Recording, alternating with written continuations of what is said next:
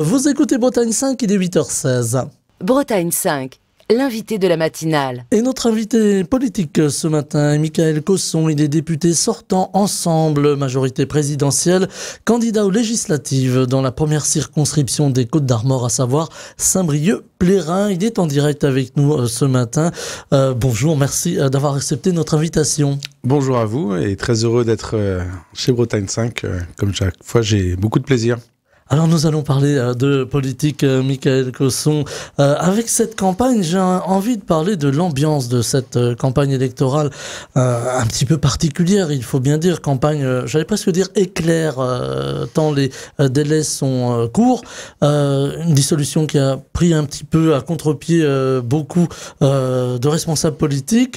On pourra en dire un mot aussi. Mais cette ambiance, aujourd'hui, on voit des actes de vandalisme, des attaques contre des élus. La dernière en date, c'est la porte-parole du gouvernement qui a été attaquée hier soir à Paris lors d'une séance de collage d'affiches.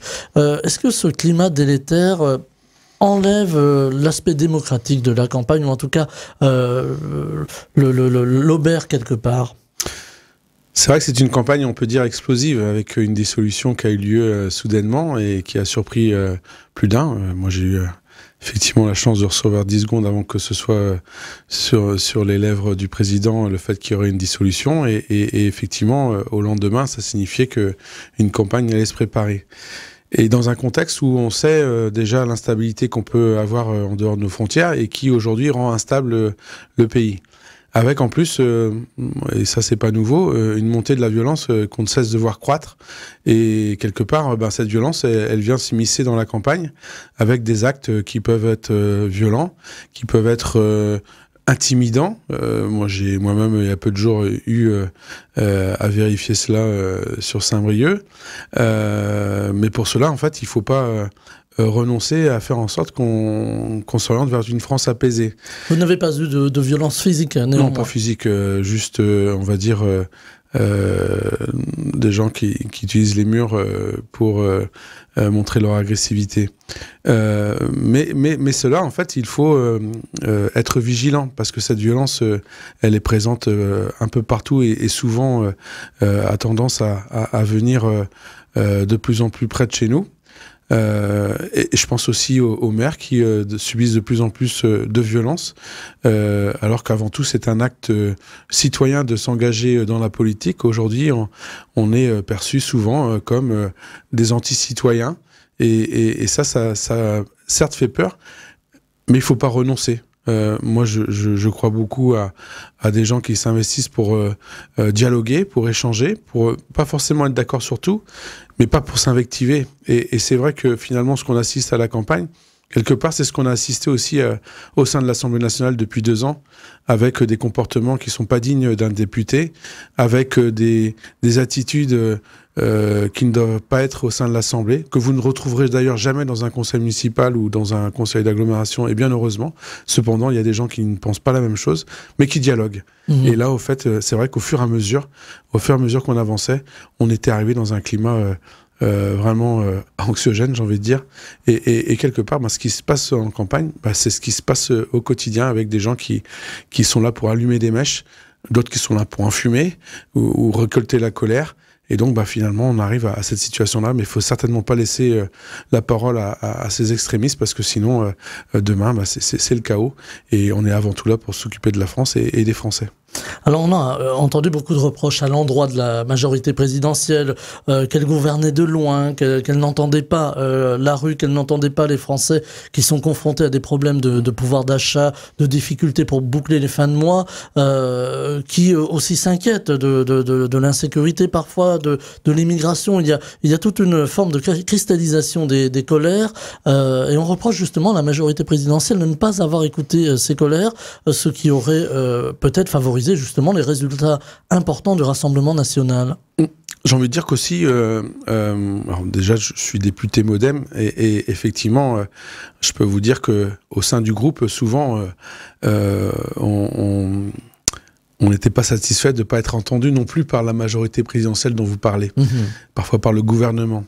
Et parfois aussi, lorsque vous êtes député, que vous avez été avant tout un élu de terrain, vous étiez assez mécontent de pouvoir ne pas traiter du quotidien que vous perceviez lorsque vous étiez sur le terrain, et de voir que finalement, à l'ordre du jour de l'Assemblée nationale, c'était pas forcément ces questions-là qui étaient traitées. Et souvent, nous le rappelions, très souvent, on l'a rappelé à l'occasion à Madame Borne, on l'a rappelé aussi à Monsieur Attal. Et c'est vrai, c'était de se dire que nous aimerions traiter du quotidien. Nous aimerions faire en sorte de traiter du parcours médical. Nous aimerions traiter effectivement du problème de l'insécurité qui ne cessait de grandir et auquel aujourd'hui, si on a des voix qui se tournent vers le RN, c'est parce qu'elles se sentent pas écoutées. Et quelque part, même si cette solution peut surprendre, aujourd'hui, pour justement contrer le RN, il y a forcément une nécessité qu'on se tourne vers le quotidien. Vers le quotidien des gens, c'est quoi? C'est le logement, c'est le parcours médical, c'est le pouvoir d'achat, c'est aussi l'éducation, c'est toutes ces choses qui font que c'est l'habitat senior, c'est le grand âge, c'est toutes ces choses qui traitent du quotidien, qui sont le quotidien de chacun, et qui n'étaient pas forcément traitées de la bonne manière, ou qui étaient faits avec saupoudrage. Et aujourd'hui, l'heure au saupoudrage est terminée, parce qu'on voit bien que finalement les gens se tournent vers les sirènes de l'extrême, et il faut certainement pas. Moi, je considère que les extrêmes, elles sont nécessaires dans la vie politique. C'est un petit peu comme les extrémités dans un saucisson. Si on veut qu'il soit conservé, il faut qu'il en existe, mais c'est pas comestible. Et il faut pas que les gens se trompent. Faut pas qu'ils répondent à ces sirènes, parce que cela, c'est forcément voué à la perte. C'est à un moment donné un chaos. Et on n'est pas là pour faire en sorte que la France régresse, on est là pour faire en sorte que le quotidien des Français s'améliore, mais pas au détriment de la France. Et donc, c'est de faire en sorte que nous puissions nous rassembler, toute sensibilité confondue, mais républicaine, pour justement faire en sorte que, ensemble, nous retroussions les manches, nous soyons plus au cœur de l'actualité des Français, et évidemment qu'au sein de l'Assemblée, nous traitions des problèmes qui vont être résolus par des lois que nous ferons pour justement changer le quotidien des Français. Et quelque part, même si ça paraît surprenant, je crois qu'aujourd'hui, ces voix-là, ces voix de gens de terrain, peut-être qu'on va être davantage entendus qu'on ne pouvait l'être auparavant, pris dans le quotidien qu'était l'Assemblée depuis peut-être 7 ans, et qui aujourd'hui, force est de constater qu'il est urgent d'agir pour le quotidien des Français, pour qu'enfin ils aient à nouveau confiance aux politiques, à ceux qui s'engagent pour leur quotidien, mais qu'on s'occupe de leur quotidien également lorsqu'on est à l'Assemblée. Voilà, il y a une demande justement de concret, plus de promesses, du concret. Hein, c'est ce qu'on entend beaucoup dans les réflexions des électeurs. Les électeurs donc qui ont donné un fort vote, en tout cas une forte intention pour le deuxième tour de voter pour le Rassemblement national. Donc au niveau national. Au niveau national. Voilà. Alors j'allais y venir parce que au niveau breton, on a vu quand même que la majorité présidentielle a bien résisté. Ça a été un peu surprenant, on la disait moribonde. Qu'est-ce qui fait que les Bretons, finalement, là encore, vont peut-être jouer l'exception? Je dis peut-être, rien n'est joué encore. Je pense qu'en Bretagne, on a encore peut-être cette faculté d'avoir du bon sens. Et qu'on ne va pas courir sur des promesses qui ne seront pas tenues. Et qu'on a besoin, quelque part, de gens qui soient modérés, à l'écoute, capables d'agir, mais pas capable de promettre monts et merveilles qui ne seront jamais tenus.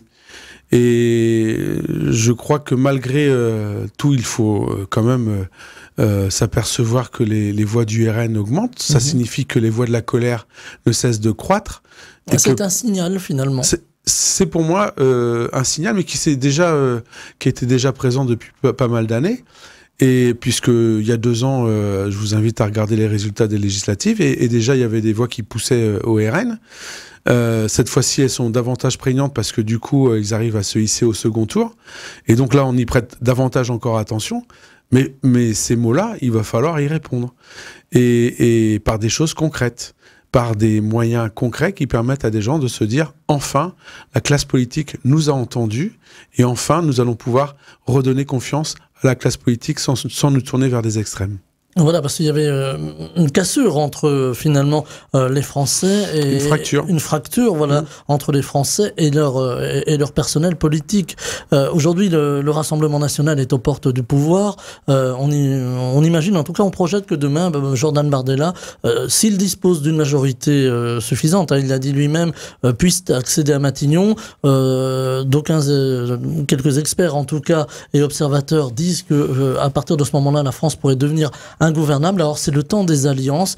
Comment faire alliance pour faire barrage au Rassemblement national aujourd'hui? Est-ce que vous, par exemple, vous allez vous tourner vers le nouveau Front populaire pour essayer de contrer le RN ou pas? Est-ce qu'il faut ni RN ni nouveau Front populaire? Voilà, ça c'est la question du moment. Alors moi j'ai envie de vous dire que se tourner vers le nouveau Front populaire, c'est un petit peu se tourner vers la NUPES 2 qui la semaine précédente avait fait disparaître la NUPES 1 et donc j'ai envie de dire qu'au lendemain de l'élection, c'est pas se tourner vers le Front populaire, c'est se tourner vers les différentes sensibilités qui composent le Front populaire qui ne sera plus uni.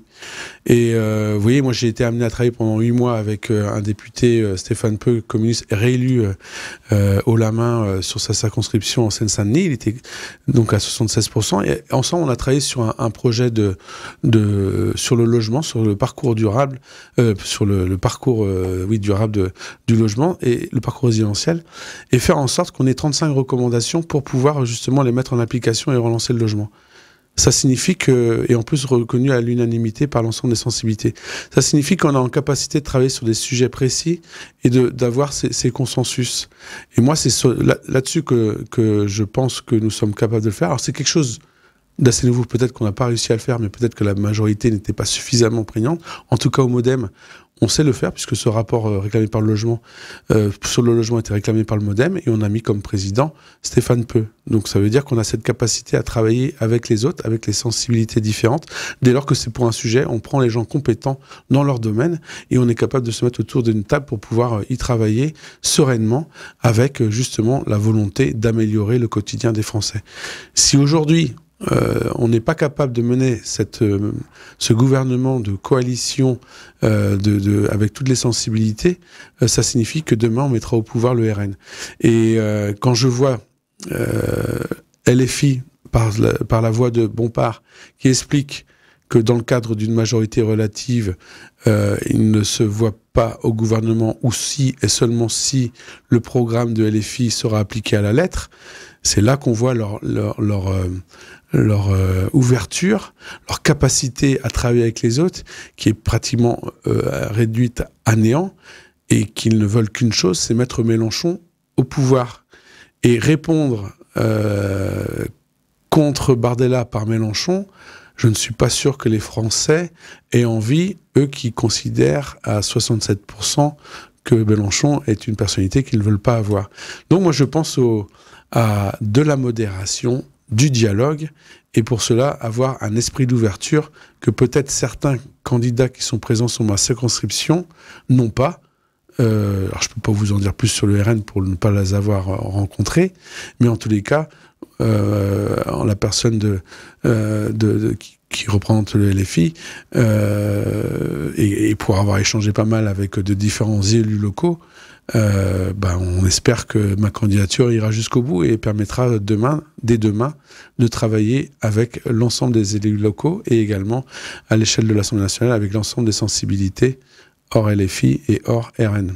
Alors, c'est assez serré, quand même. Je donne quelques chiffres. Les auditeurs le matin n'aiment pas les chiffres, mais juste quelques chiffres. Vous êtes arrivé en tête dans cette première circonscription des Côtes-d'Armor avec 32,96% des voix.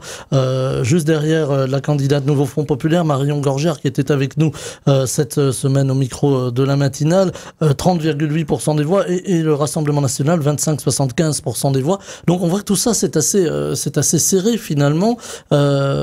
Vous avez bon espoir pour le deuxième tour, en tout cas pour le scrutin de dimanche? Écoutez, moi je considère que dès lors qu'on est dans la course, elle se termine au dimanche soir 18h.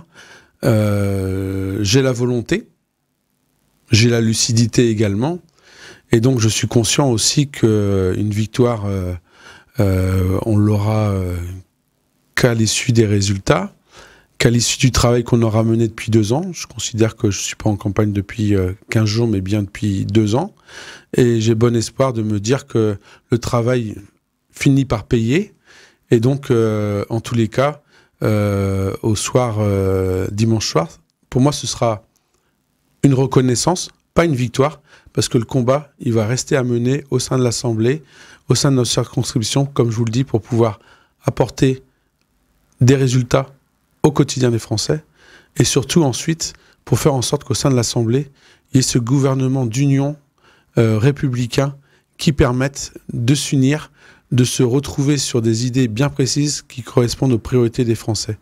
Et au soir du dimanche soir, il y a le lundi matin où là va démarrer le grand travail. Alors le grand travail qui peut être ralenti, voire stoppé, on parle de blocage. Si demain Jean-Luc Mélenchon ou Jordan Bardella accédaient au poste de Premier ministre avec une cohabitation qui serait sans doute très difficile entre le président de la République et le Premier ministre en question, avec aussi peut-être le maintien de Gabriel Attal, en tout cas c'est aussi une option qui est sur la table, comme Premier ministre, et un gouvernement de techniciens, et peut-être même un gouvernement de coalition. Alors vous faisiez référence au MoDem, le groupe politique auquel vous appartenez, le MoDem qui est très européen. On sait que dans les pays européens, ça se fait, ces coalitions. Bien sûr. C'est plutôt nouveau en France. Est-ce que ça peut fonctionner ? En tous les cas, il vaut peut-être mieux essayer ce type de gouvernement qu'essayer le gouvernement Bardella. Parce que pour ceux qui l'auraient oublié, on a essayé, ça n'a pas forcément été concluant. Mais c'est vrai qu'il s'est passé 80 ans depuis. Moi, ce que je veux dire, c'est que vous parliez de blocage. Moi, depuis 2 ans, pour le spectacle que j'ai pu assister, j'ai pu voir comment des députés qui siégeaient au sein de l'Assemblée étaient là pour bloquer les discussions, bloquer toute possibilité de trouver une solution par des suspensions de séance, des rappels au règlement, des dépôts d'amendements à ne plus en finir. Et toujours, je me positionne en tant qu'élu local et j'imagine si sur un sujet, nous étions amenés sur un point, à avoir près de 10 000 questions à venir sur un point, mais on aurait aussi une solution de blocage. Et ça, c'était aussi le stratagème qu'a employé la France Insoumise pour faire en sorte que nous soyons dans une situation de blocage. Et je vous parle pas, en fait, des 2 dernières questions au gouvernement qui ont lieu successivement, qui ont été suspendues. Et pour moi, je crois que c'est la première fois qu'on n'avait même plus la possibilité de poser des questions à un gouvernement parce que suspendu de par des attitudes qui étaient pas du tout dignes d'un député. On n'a pas besoin de porte-drapeau de la Palestine au sein de l'Assemblée. On est avant tout là pour échanger sur des sujets qui sont le quotidien des Français, mais pas en aucun cas être là pour pouvoir défendre de manière habillée ou quoi. À la fin, la deuxième fois, il fallait pratiquement avoir une costumière pour aller à l'Assemblée. Et il était temps peut-être de mettre un point final à cela. Et moi, je vous le dis, je suis optimiste. Je suis optimiste pour qu'on retrouvions le bon sens. Les Bretons l'ont. Faisons en sorte que les autres régions le trouvent également. Voilà, donc la Bretagne, là encore, fait acte de résistance, si vous me permettez. C'est ça, nous serons les résistants de la démocratie. Le terme. Alors, on a reproché beaucoup au gouvernement en place une forme d'arrogance, une forme... là encore, hein, ça rejoint un petit peu la première question au début de cet entretien, de ne pas avoir écouté le peuple et de s'en être éloigné. On a entendu le président de la République s'exprimer à ce sujet en disant, voilà, j'ai sans doute loupé des choses, hein, voilà, je mets les guillemets qui s'imposent. Est-ce qu'il va falloir là aussi changer la façon de faire la politique, la façon d'écouter aussi les Français et au plus haut niveau ? Moi, je suis persuadé que oui. Je suis persuadé que oui, parce que nombre de fois, même en tant que député, combien de fois j'ai pu ne pas être entendu par les différents cabinets de ministères qui vous promènent sur la longueur jusqu'à obtenir un rendez-vous et qui font que ça répond toujours pas à votre demande. Et je crois qu'aujourd'hui, il faut davantage faire confiance aux députés, faire confiance aux élus locaux et qui sont un peu on va dire la sonde de ce qui est ressenti sur le terrain. Et j'espère que tout ce qu'on a pu dire et parce qu'on n'était pas entendu, aujourd'hui, on le saura. J'ai la volonté que, effectivement, parmi ces ministères où il y a des personnes compétentes, il nous faut aussi des personnes de terrain qui puissent ressentir ce qui se passe vraiment sur le terrain et quel est le quotidien. Il y a un trop grand éloignement entre le terrain et la gouvernance. Je pense que oui. Je suis même persuadé que oui. Et maintenant, il va nous falloir avoir ces ancrages territoriaux pour faire en sorte que nous traitions des priorités. Et lorsqu'il y a une alerte, qu'elle soit entendue, qu'on n'attende pas qu'il y ait une petite flamme au rez-de-chaussée et qu'on commence à intervenir quand la maison brûle. J'avais fait un petit jeu de mots d'ailleurs, puisque j'avais été sollicité par le cabinet présidentiel, où il me demandait si j'avais besoin de ministre, et je voulais lui dire que dans la famille des ministres, j'avais besoin de la santé par rapport à ce que nous rencontrions comme difficulté dans les Côtes-d'Armor. Dans la famille des ministres, j'avais besoin aussi de la justice par rapport aux conditions de la prison et du palais de justice. J'avais besoin également de l'agriculture par rapport à ce qu'on pouvait vivre en agriculture. J'avais besoin également de l'éducation par rapport aux fermetures de classes qu'on pouvait avoir et aux enseignements qui pouvaient se faire. Et finalement, j'ai cité à peu près comme ça tout le ministre, jusqu'à dire non, envoyez-moi les pompiers parce que la maison brûle. Voilà, la maison brûle réellement. Aujourd'hui, on a le sentiment... en tout cas, il y a besoin de pouvoir apporter des réponses au quotidien que vivent les gens. Parce qu'on a le sentiment, on le disait là aussi en commençant cet entretien, d'une France presque irréconciliable, une France d'extrême gauche, une France d'extrême droite, au milieu, voilà un gouvernement qui a été sans doute peut-être pris par l'ampleur de ce vote Rassemblement National, et les craintes. Aujourd'hui, on entend beaucoup de Français, de Bretons même, qui disent si dimanche soir le RN est au pouvoir, ça va s'embraser. Est-ce qu'il y a ces craintes là aussi de cris et de colère de la rue? Bien sûr qu'on peut être inquiet finalement au regard déjà des comportements qu'on peut voir en pleine campagne. On peut être effectivement inquiet de voir des violences se multiplier. Je rappelle qu'il y a un an, il y a eu des émeutes. Il ne s'agirait pas de pouvoir que celles-ci ressurgissent à quelques semaines en plus des Jeux Olympiques, à une semaine du 14 juillet. Et lorsque vous avez un Mélenchon qui appelle à une France révolutionnaire, effectivement, on peut être inquiet. Mais à un moment, il va falloir aussi que les Français puissent agir pour que la France s'apaise. Parce que on ne peut pas vivre dans le temps avec cette montée de violence, avec cette montée d'insécurité, si demain on n'agit pas aussi pour que les esprits s'apaisent. Il faut agir socialement, parce qu'on a entendu beaucoup de revendications sociales finalement. Tout à fait. C'est là la grande priorité, la grande urgence. Tout à fait. Il faut agir, bien entendu, sur le pouvoir d'achat. Il faut faire en sorte que le reste à vivre soit plus grand pour que les gens puissent ne plus se retrouver en difficulté, soit pour se loger, soit pour pouvoir justement remplacer son véhicule, soit pour pouvoir être pris par les charges, notamment énergétiques. Et donc tout cela, il faut apporter vraiment des solutions pour que le reste à vivre reste suffisant pour pouvoir se projeter sereinement et pas se retrouver en difficulté à partir du 5 du mois. Donc ça, c'est quelque chose pour moi qui est essentiel pour que justement on retrouve cet apaisement. Et surtout, il y a un autre sujet, et j'en profite de la radio pour en parler. Quand vous avez des chaînes en continu qui ne cessent de parler de ce qui ne va pas bien, qui ne font que des zooms sur ce qui ne va pas bien, que vous avez en plus pour les relayer les réseaux sociaux, qui ne cessent de parler de ce qui ne va pas bien, comment à la fin de votre journée vous pouvez aller bien? Et donc c'est aussi cela, c'est de faire en sorte que le quotidien des Français ne soit pas limité à entendre que ce qui va mal. Il y a des choses qui vont bien. Et c'est vrai que lorsqu'on est en plus dans un contexte international particulièrement instable, et qu'on vient vous ajouter de l'instabilité en national, il y a un moment, en fait, où vous avez besoin d'apaisement. Il faut dire les choses dans les médias, mais les expliquer. Il faut, en tous les cas, ne pas passer 10 heures sur une intervention de 10 secondes, comme ça peut être le cas. Et aujourd'hui, alors c'est facile, puisqu'on va davantage aller sur la forme que sur le fond.